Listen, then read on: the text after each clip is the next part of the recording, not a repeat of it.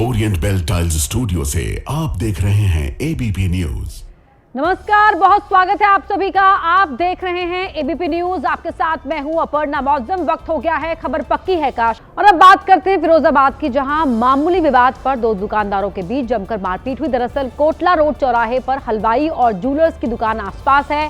सुबह जब ज्वेलर्स अपनी दुकान के सामने झाड़ू लगा रहा था तो धूल ज्यादा उड़ रही थी। जब इस बात का विरोध हलवाई ने किया तो ज्वेलर ने अपने बेटों को और उसके साथियों को बुला लिया। इसके बाद सभी ने मिलकर हलवाई की दुकान में घुसकर जबरदस्त मारपीट की। सीसीटीवी फुटेज में आप देख सकते हैं दुकान में मारपीट हो रही है। मिठाई बनाने में इस्तेमाल होने वाले बर्तनों को मारपीट के समय हथियार बना लिया गया। काफी देर तक ये मारपीट चलती रही। इसके बाद हलवाई ने पुलिस में शिकायत दी, लेकिन आरोप है कि पुलिस ने उसे थाने से भगा दिया।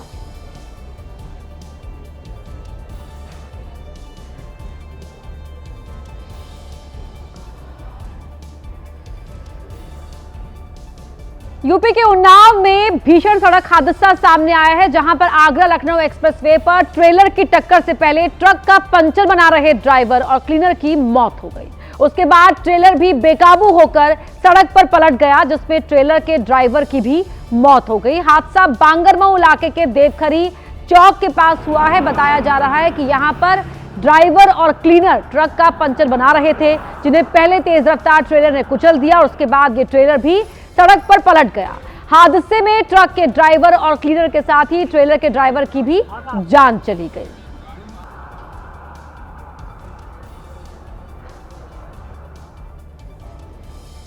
अगली बड़ी खबर दिल्ली से है, जहां कुट्टू काटा खाने से लोगों की तबीयत बिगड़ गई। जहांगीरपुरी इलाके में करीब 300 लोगों की तबीयत बिगड़ गई। बीजेआरएम अस्पताल में इन लोगों को एडमिट कराया गया है। अस्पताल में भर्ती मरीजों की हालत फिलहाल स्थिर बताई जा रही है। बड़ी खबर आपको बता रहे हैं दिल्ली से, जहां पर कुट्टू का आटा खाने से लोगों की तबीयत बिगड़ने का मामला सामने आया है। जहांगीरपुरी इलाका, जहां करीब 300 लोगों की तबीयत बिगड़ गई। कुट्टू का आटा खाने से इनकी तबीयत नासाज हुई है, ये जानकारी मिल रही है और आप इन्हें तस्वीरों में भी देख सकते हैं। इन्हें अस्पताल में एडमिट कराया गया, जहां फिलहाल हालत स्थिर बताई जा रही है। तो नवरात्र के मौके पर लोग कुट्टू का आटा खाकर अपना व्रत खोलते हैं और ऐसे में यहां पर 300 लोगों के बीमार पड़ने की खबर मिल रही है। आंध्र प्रदेश के अनकापल्ली जिले में नहर के पास जहरीला सांप देखने के बाद लोग डरे हुए हैं। बेहद जहरीले सांप को देखने के बाद लोगों ने फौरन ही इसकी जानकारी वन विभाग को दी, जिसके कर्मचारी सांप को पकड़ने के लिए नहर के किनारे पहुंचे। जिसके बाद वन विभाग के कर्मचारियों ने सांप को पकड़ने की कोशिश की और करीब 2 घंटे की कड़ी मशक्कत के बाद इन लोगों ने सांप को पकड़ लिया। बाद में वन विभाग के कर्मचारियों ने इस जहरीले सांप को वापस जंगल में छोड़ दिया।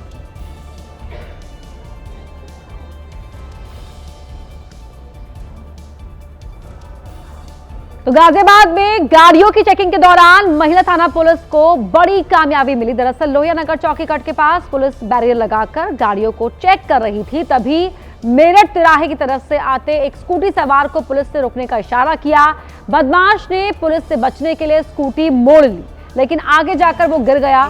महिला पुलिस टीम को देखकर जान से मारने के इरादे से बदमाश ने पुलिस टीम पर फायर कर दिया। पुलिस की जवाबी कार्रवाई में बदमाश के पैर में गोली लग गई। पुलिस के मुताबिक पकड़ा गया बदमाश लूट, चोरी और ऐसी कई आपराधिक घटनाओं में शामिल रहा है। गिरफ्तार आरोपी के पास से एक स्कूटी, चोरी का एक टैबलेट, एक मोबाइल फोन, साथ ही अवैध असला और कारतूस भी मिले हैं। महिला पुलिस टीम को देखकर उसने जान से मारने की नियत से इन पर फायर की। महिला पुलिस टीम द्वारा जवाबी फायर में यह घायल हुआ है।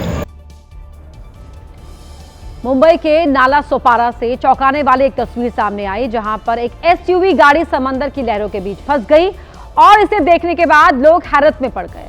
बताया जा रहा है कि कोलंब बीच पर यह कार रविवार सुबह 8:30 बजे समंदर में आए ज्वार के बीच फंस गई थी। एसयूवी गाड़ी में सवार पर्यटक घूमने के लिए कोलंब बीच आए थे, जहां अचानक ही ज्वार की लहरें उठी और ये एसयूवी गाड़ी लहरों के बीच फंस गई। वहीं समंदर की रेत में गाड़ी फंसने से एसयूवी सवार लोगों की परेशानी बढ़ गई, जिसके बाद स्थानीय लोगों ने इनकी मदद की और ट्रैक्टर की मदद से दोपहर 1 बजे के आसपास इसे बाहर निकाला गया और तब कहीं जाकर एसयूवी में सवार लोगों ने राहत की सांस ली।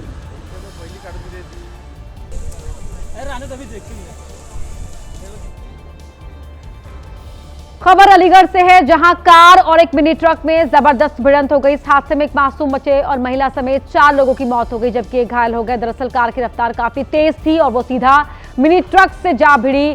टक्कर के बाद कार में आग लग गई। इसकी चपेट में मिनी ट्रक भी आ गया। इस हादसे में कार में बैठे लोग अंदर ही फंस गए।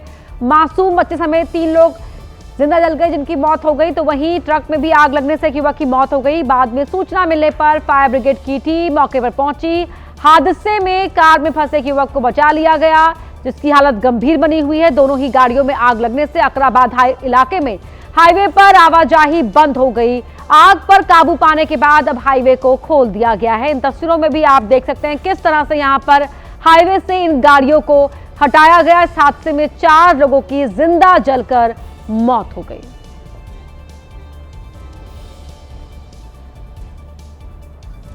पश्चिम बंगाल की राजधानी कोलकाता में बरसात से हुए जलभराव के बीच मौत के करंट से लोग डरे हुए हैं। जहां भारी बारिश के बाद जलभराव हुआ और अलग अलग जगहों पर बारिश के पानी में करंट फैल गया। इसकी चपेट में आकर 7 लोगों की मौत हो गई। मूसलाधार बारिश के बाद कई इलाकों में पानी इकट्ठा हो गया। जलभराव से बिजली के खंभों से करंट उतर आया, जिसकी चपेट में आने से अलग अलग इलाकों में 7 लोगों की मौत हो गई। तस्वीर में आप देख सकते हैं कि कैसे कोलकाता की सड़कों पर पानी भरा हुआ है। कई इलाकों में कई फीट तक पानी जमा हो गया और इसी पानी में उतरे करंट ने 7 लोगों की जिंदगी छीन ली।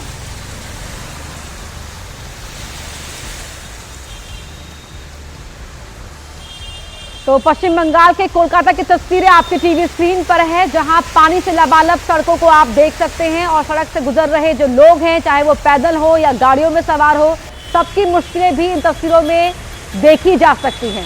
सिर्फ इतना ही नहीं, बल्कि इस पानी के भर जाने की वजह से कई जगहों पर पानी में करंट उतर आया और इसकी चपेट में आकर 7 अलग अलग जगहों पर 7 लोगों की मौत की जानकारी है। यूपी की राजधानी लखनऊ में एक बार फिर से बार के सामने मारपीट की घटना देखने को मिली, जहां विभूति खंड इलाके में एक बार के बाहर युवकों के बीच जमकर मारपीट और हाथापाई हुई। वहीं रास्ते से गुजर रहे किसी राहगीर ने कार से इसका वीडियो बना लिया और ये वीडियो अब सोशल मीडिया पर वायरल हो रहा है। तस्वीरें विभूति खंड के डीएलएफ माईपैड के सामने की है, जहां पर युवक आपस में उलझते हैं और फिर मारपीट करते नजर आ रहे हैं।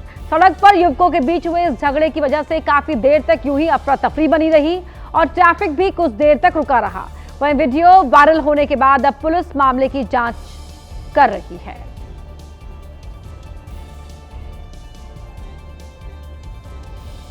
महाराष्ट्र के सोलापुर में चांदनी नदी पर बना पुल बहने की वजह से लोगों की मुश्किलें बढ़ गई। ये पुल कटेगांव चारे के रास्ते पर बना था। इसके बहने से कई सारे लोग फंस गए, जिन्हें रेस्क्यू कर सुरक्षित स्थानों पर पहुंचाया गया। दरअसल बीती रात हुई तेज बारिश के बाद चांदनी नदी अचानक ही उफान पर आ गई थी, जिसका तेज बहाव पुल सह नहीं पाया और बह गया, जिसके बाद फौरन ही प्रशासन ने मौके पर रेस्क्यू टीम को भेजा, जिसने पुल के दूसरी तरफ फंसे लोगों का रेस्क्यू किया और उन्हें सुरक्षित स्थान तक पहुंचाया। इन तस्वीरों को आप देख सकते हैं महाराष्ट्र के सोलापुर से, यहां पर किस तरह से रेस्क्यू किया गया है। वो रेस्क्यू टीम भी आपको दिखाई दे रही है और नदी के तेज बहाव की वजह से लोग, जो आसपास रहने वाले लोग हैं, वो दहशत में आए हुए हैं। यहां गनीमत रही कि वक्त रहते रेस्क्यू टीम पहुंच गई और सुरक्षित इन लोगों को बाहर निकाल लिया गया। अगली खबर भी महाराष्ट्र से ही है, जहां उस्मानाबाद में सांसद ओमराज निंबालकर ने बाढ़ में फंसे लोगों की मदद की और इसका वीडियो सोशल मीडिया पर तेजी से वायरल हो रहा है। मामला धाराशिव इलाके का है, जहां पर कई सारे लोग नदी के तेज बहाव में फंस गए थे।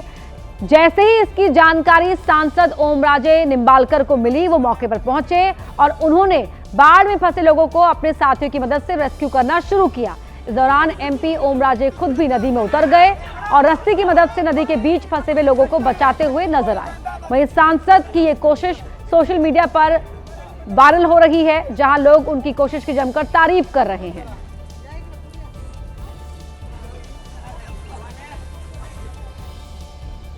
खबर यूपी के मुरादाबाद से है, जहां आई लव मोहम्मद के नारे के साथ मुस्लिम समुदाय ने प्रदर्शन किया। देश भर में आई लव मोहम्मद के नारे वाले जुलूस पर सरकार की इजाजत के बिना रोक लगी हुई है, लेकिन इसके बावजूद मुरादाबाद के डिलारी इलाके के ढकिया में मुस्लिम समुदाय के लोग सड़क पर उतरे और जुलूस में आई लव मोहम्मद के नारे लगाते हुए दिखे।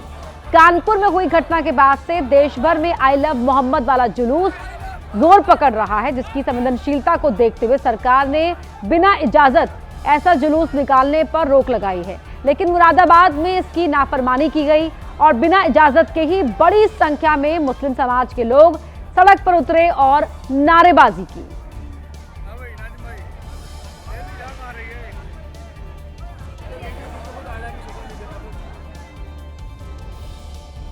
वहीं उत्तराखंड के उधम सिंह नगर में आई लव मोहम्मद जुलूस में हुए बवाल के बाद अब पुलिस एक्शन मोड में आ गई है, जिसके बाद काशीपुर इलाके में धारा 163 लागू कर दी गई है और माहौल बिगाड़ने वालों के खिलाफ सख्त कार्रवाई शुरू हो चुकी है, जिसके तहत सोमवार को राजस्व विभाग, नगर निगम, बिजली विभाग, प्रदूषण विभाग और पुलिस की संयुक्त टीम मोहल्ला अली खां पहुंची और उपद्रवियों के खिलाफ कार्रवाई शुरू की, जिसके तहत अवैध रूप से चल रहे बिजली के 17 कनेक्शन काटे गए और उपद्रव करने वाले 11 आरोपियों पर FIR दर्ज की गई।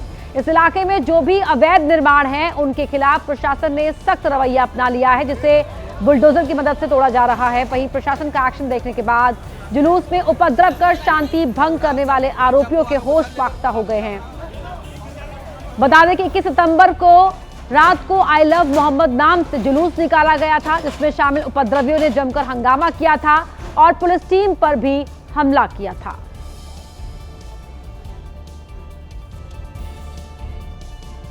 यूपी के हापुड़ में तेज रफ्तार के चलते एक बड़ा हादसा होते होते टल गया। यहां एक अनियंत्रित कार बिजली के खंभे से टकरा गई। हादसे की लाइव तस्वीरें पास में लगे सीसीटीवी कैमरे में कैद हो गई, जिसमें साफ तौर पर देखा जा सकता है कि एक तेज रफ्तार कार पहले सड़क से नीचे उतरते हुए बच गई, फिर जैसे ही ड्राइवर ने होश संभाला तो बाइक सवार चपेट में आने से बच गया, जिसके बाद सीधा कार बिजली के खंभे से टकरा गई। हादसे के बाद बाइक पर बैठा युवक दौड़कर कार के पास पहुंचा, लेकिन तब तक कार सवार वहां से फरार हो गए। कार सवारों ने यह भी मुनासिब नहीं समझा कि कहीं हादसे में किसी को चोट तो नहीं पहुंची और मौका देखकर वहां से रफू चक्कर हो गए। नॉर्थ फिलीपींस और ताइवान के तट से सोमवार को साल का सबसे बड़ा तूफान टकराया, जिसकी वजह से दोनों ही देशों में हालात खराब होते दिखे। खासतौर से फिलीपींस के उत्तरी इलाके में इसकी वजह से बड़ी तबाही मची हुई दिखाई दी, जहां पर लोगों को बचाने के लिए बड़े पैमाने पर रेस्क्यू ऑपरेशन चलाया जा रहा है।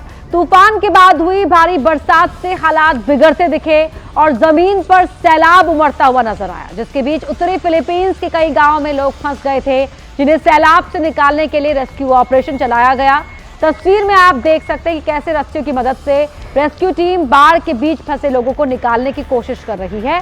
अभी तक हजारों लोगों को सुरक्षित स्थानों पर पहुंचाया जा चुका है और जो लोग बाकी हैं उनको बचाने के लिए भी रेस्क्यू ऑपरेशन चलाया जा रहा है।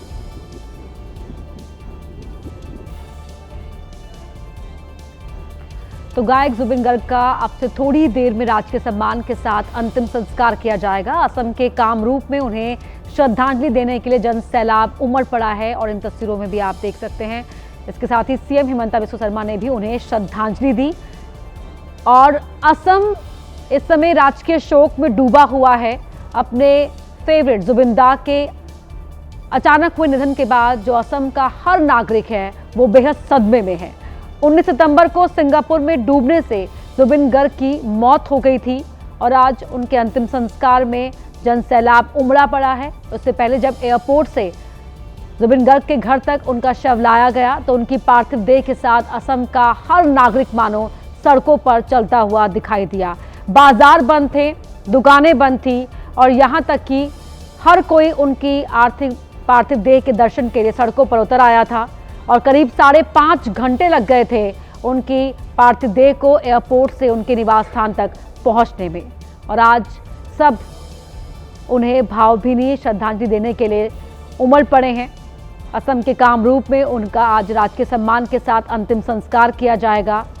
असम के हर नागरिक ने इस दर्द को बहुत करीब से महसूस किया, क्योंकि जुबिन गर्ग सिर्फ एक गायक के तौर पर ही नहीं बल्कि असम वासियों के लिए वो उनके बड़े भाई के तौर पर जाने जाते थे। न सिर्फ स्थानीय भाषा में कई गीत गाए बल्कि अपने जीवन में 38,000 गीतों को आवाज दी जुबिन गर्ग ने। हिंदी, बांग्ला, इसके अलावा अन्य भाषाओं में भी गीत गाने में जुबिन को महारत हासिल थी। बात करते हैं महाराष्ट्र की, जहां के बेलगावी में हिंदू संगठन के लोगों ने एक ट्रक को आग लगा दी और इसकी वजह से इलाके में अफरा तफरी मच गई। हिंदू संगठनों का आरोप था कि इस ट्रक में गौमांस ले जाया जा रहा है। इसी बात को लेकर पहले इन लोगों ने ट्रक को रोका और फिर इसे आग के हवाले कर दिया। पूरा मामला बेलगावी के कागवाड़ तालुका में सामने आया है, जहां पर बीती रात हिंदू संगठन के कार्यकर्ता पहुंचे थे, जिन्होंने रायबाग तालुका के कुड़ाची कस्बे से मांस लेकर हैदराबाद जा रहे ट्रक को पहले रोका और फिर उसमें गौमांस होने की बात कहकर ट्रक को आग लगा दी। इस दौरान ट्रक के ड्राइवर और क्लीनर से मारपीट भी की गई। वहीं जानकारी मिलते ही पुलिस भी मौके पर पहुंच गई। 2 FIR दर्ज की गई और 8 लोगों को गिरफ्तार किया गया है।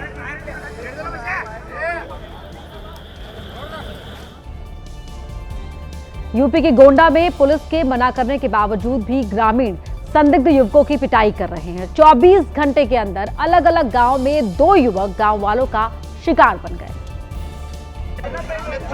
पहला मामला गोंडा के हारीपुर गांव का है, जहां चोरी के शक में गांव के लोगों ने एक युवक को जमकर पीट दिया। युवक हाथ जोड़कर गुहार लगाता रहा, लेकिन भीड़ ने एक न सुनी और उसकी जमकर पिटाई कर दी। मौके पर पहुंचे पुलिसकर्मी ने युवक को हिरासत में लिया और उसे थाने ले गए। पिटने वाला युवक दिव्यांग बताया जा रहा है। वहीं दूसरा मामला तिवारीपुरवा गांव का है, जहां चोरी के डर से देर रात गांव में पहरा दे रहे ग्रामीणों के हत्थे एक युवक चढ़ गया, जिसकी जमकर पिटाई की गई। युवक पहचान बताता रहा, लेकिन फिर भी ग्रामीणों ने उसे चोर समझा। दरअसल गोंडा के कई गांव में बीते 15 दिनों से चोरी की अफवाहें फैली, जिसके चलते पिटाई की घटनाएं सामने आ रही हैं। पुलिस लगातार लोगों को जागरूक कर रही है और कानून को हाथ में न लेने की बात कह रही है, लेकिन पुलिस की अपील का कोई असर होता नहीं दिख रहा है। जरा सोचिए, आप अपनी कार में बैठे हों और उसके कुछ ही देर बाद आपको ये पता चले कि आपकी कार में अजगर है, तो क्या होगा।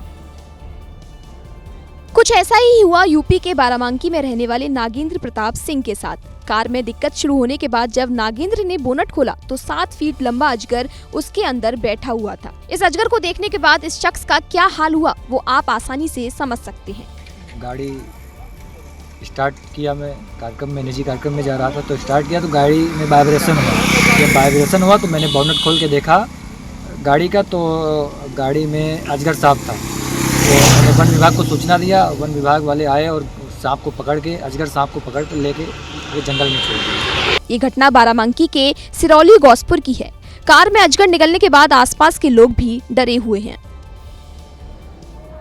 सितंबर जाने वाला है, लेकिन बारिश का कहर अभी भी बरकरार है। हैदराबाद के हकीमपेट में ऐसी बारिश हुई जिससे तबाही वाला सैलाब आ गया।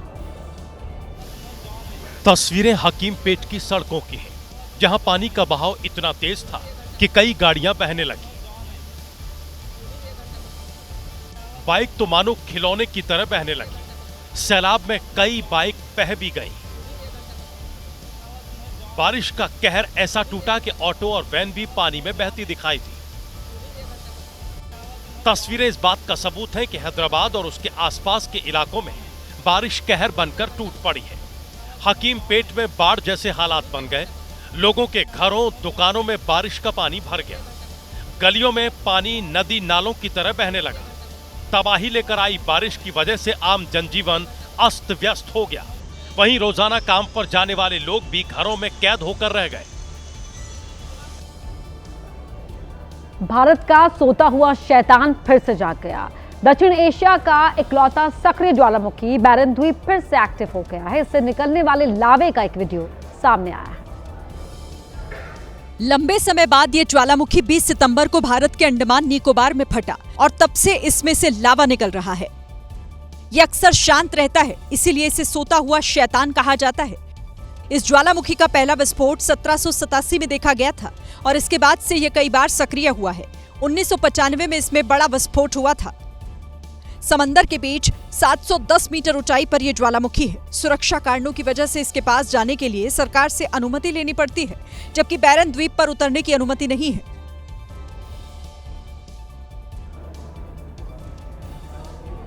छिंदवाड़ा के एक ट्रेनी डॉक्टर नाबालिग युवकों को सलाह दे रहा है कि माफिया बनो। घटना जिला अस्पताल की बताई जा रही है। कुछ नाबालिग लड़के यहां अस्पताल में मेडिको लीगल केस के लिए इस डॉक्टर के पास पहुंचे थे। जिला अस्पताल में ट्रेनी डॉक्टर सानिध्य दुबे ने नाबालिग लड़कों से पूछा कि क्या बनोगे। जवाब में डॉक्टर सुनते ही उन्होंने अपनी सलाह देनी शुरू कर दी। तुम डॉक्टर इतना डॉक्टर बन के करोगे क्या?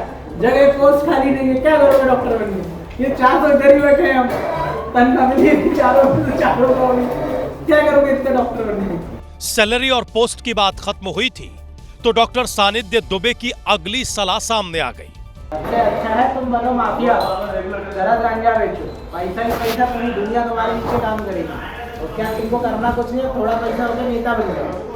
जिला अस्पताल में नाबालिग युवकों को माफिया बनने, चरस गांजा बेचने की सलाह देने वाले डॉक्टर को शायद लगा कि उनकी बात में नाबालिग युवकों को दम नहीं नजर आ रहा है, तो उन्होंने साथी डॉक्टर को अपनी राय में शामिल करने की कोशिश की। 6 महीने 8 महीने चरस गांजा बेचो, 30-40 करोड़ रुपए अंदर विधायक पार्षद से चुनाव लड़ना शुरू करो, आगे पैसा ही पैसा। युवक डॉक्टर के पास मेडिको लीगल केस के लिए आए थे और क्या बनना है कि सवाल के जवाब में उन्हें माफिया बनने की सलाह मिली। हालांकि डॉक्टर इसे हल्के फुल्के अंदाज में कह रहे हैं, लेकिन यह गैर कानूनी गतिविधियों की खुलेआम पैरवी करने जैसा है। उत्तर प्रदेश में गाड़ियों पर जाति लिखने वालों के खिलाफ एक बार फिर प्रशासन एक्शन में है, जिसका कई जिलों में असर देखने को मिला। पुलिस ने गाड़ियों को रोककर जाति वाले स्टिकर हटाए।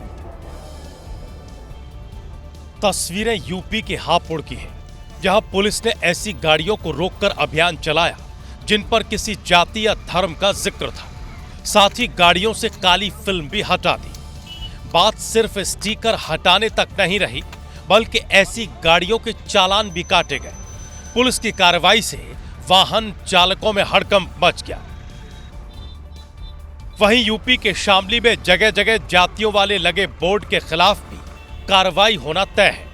जल्द ही ऐसे बोर्ड को हटा दिया जाएगा जिन पर जातियां लिखी होंगी।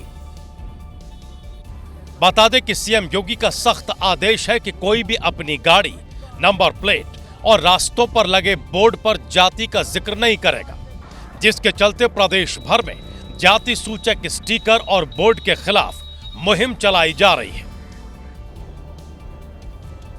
यूपी के अमरोहा में गजरौला इलाके में चारों तरफ धुंध और धुआं छाने से दहशत है, क्योंकि केमिकल फैक्ट्री से जहरीला गैस लीक होने का मामला सामने आया है।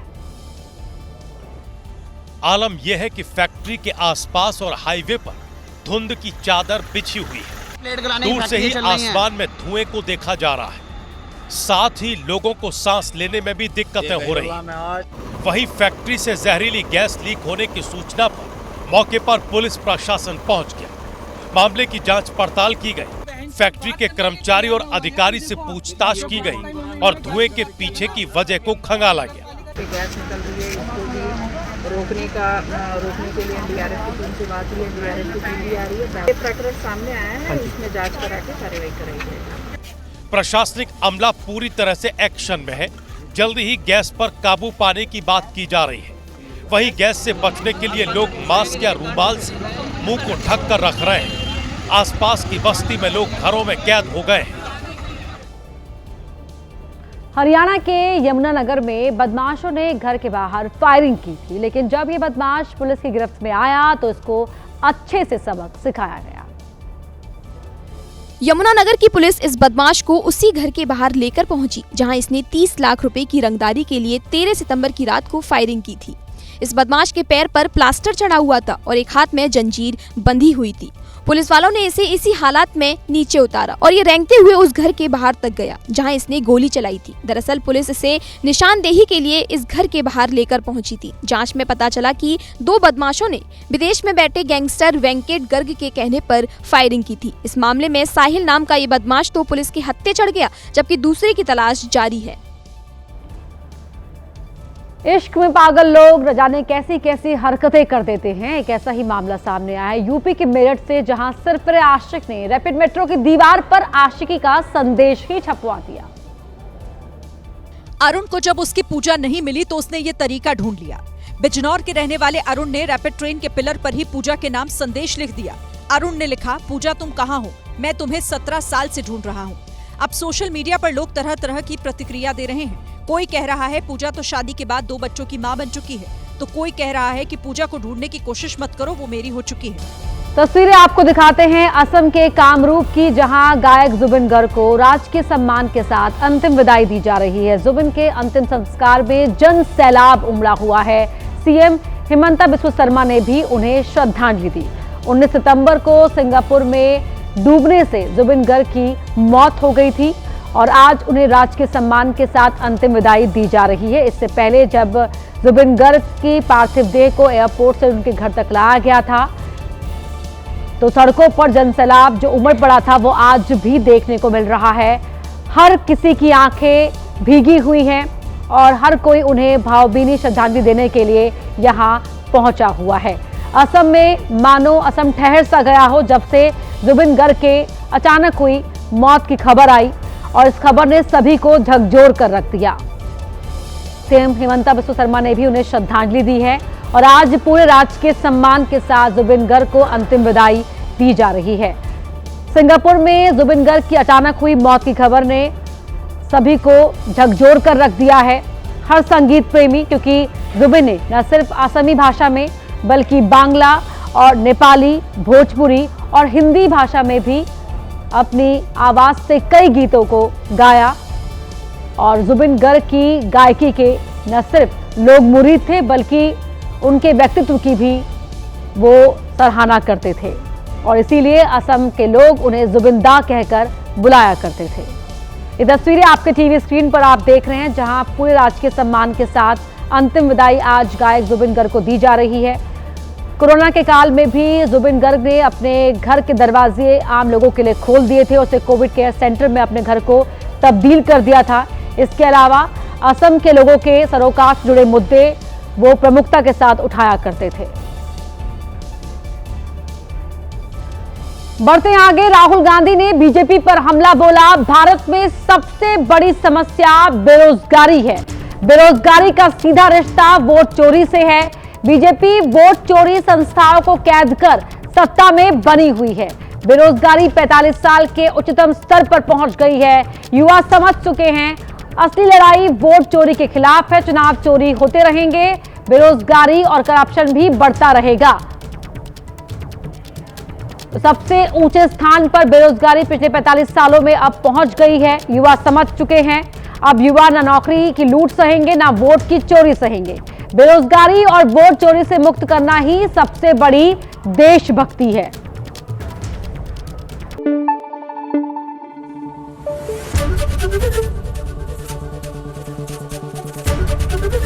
एबीपी न्यूज आपको रखे आगे।